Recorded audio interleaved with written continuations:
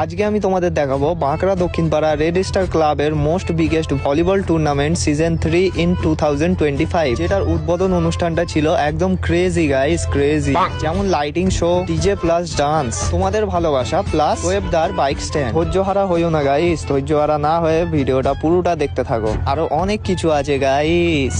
Hey hello, what's up ভাই লোক, it's me or unique ভাই and welcome to our new mini blog. Bankra red star ক্লাবের volleyball টুর্নামেন্টের এটা হলো সিজন 3। আর যারা এখানে কালকে ছিল তারাই জানে এই খেলাটার ক্রেজ কেমন। প্রথমে শুরু হলো বরণ দিয়ে, তারপর রেডি হয়ে গেল ব্যান্ড পার্টি, একদম পুরো ধাম ধাম সাউন্ডের সাথে শুরু হয়ে গেল উদ্বোধন অনুষ্ঠান। এবারে হবে গাইস বাজি ফাটানো, রং বেরঙের বাজির সাথে শুরু হয়ে গেল মিউজিক। তারপর আবার কি, সবাইকে নাচতে দেখে নিজেকে কি আর সামলে রাখা যায়, তাই আর লজ্জা না করে ঢুকে পড়লাম ভিড়ের মধ্যে। তারপরে শুরু হয়ে গেল আমাদের পাগলামো নাচ। दिल ना दिया, दिल ना लिया, दिल ना दिया, दिल ना लिया, तो बोलो ना काकिया, ले बेटा अच्छी दुनिया में मेरा घर, ले बेटा प्यार न किया तो क्या किया।